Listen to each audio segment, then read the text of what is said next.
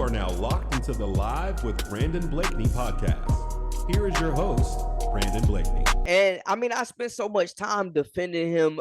I feel like he gets compared to like the Josh Allens of the world a lot. And I feel like that MVP sets him apart. And I personally feel like he's like one of the most disrespected MVPs.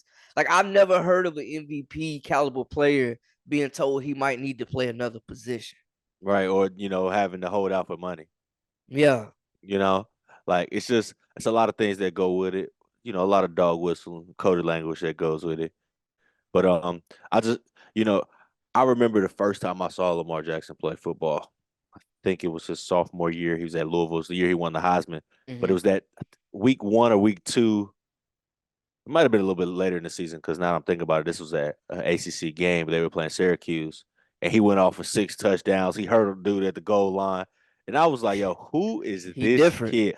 And literally from that day on, I've probably been one of his biggest fans. And for it to work out for him to be able to be drafted by my favorite NFL team, I think it was just a full circle moment for me and in my fandom. And I think that just kind of solidified my original gut feelings watching him play. I mean, watching him go toe-to-toe with Deshaun Watson and, basically single-handedly carry Louisville to 2 plays, well, coming down to a final play with no time remaining, and a guy making a business decision to run out of bounds instead of put his shoulder down and try to truck a guy for a first down and come up with that upset win, because that would have sent them to the playoffs. That would have sent them to the ACC championship game, to the playoffs. Facts. But I love his game. I love everything he represents. I love the fact that as the quarterback, right, you're supposed to be this prim and proper, perfect representation of a quarterback. It's buttoned up, right? Stuffy,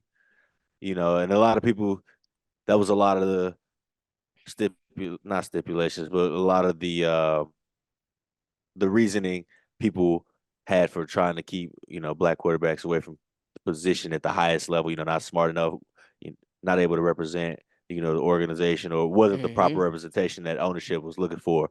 But I love the fact that he's 100% authentically him. He's 100% authentically South Florida. And Florida boy through and through. Like through and through. And I think there's only one way to really truly describe Lamar Jackson, right? I was watching the Broken Play. You watch the Broken Play podcast with Nav Green? I don't watch it religiously, but I've seen it. Nav Green's hilarious, right? Yeah. And they was talking about the all-time Black Air Force One team. Oh. And they had Lamar Jackson as the all Black Air Force One's MVP. You know what I'm saying? Like you could tell he grew up different. He like a super respectful, humble guy, but like he just got that dog in him. And it's undefeated. I'm not gonna say it's undefeated because he's lost and hasn't got to that ultimate Lombardi. But what, like that dog is just, he's always in the fight, and you gonna have to put him down. Facts. Like, you gonna have to put him down. Nah, no doubt, man. I'm loving what I'm seeing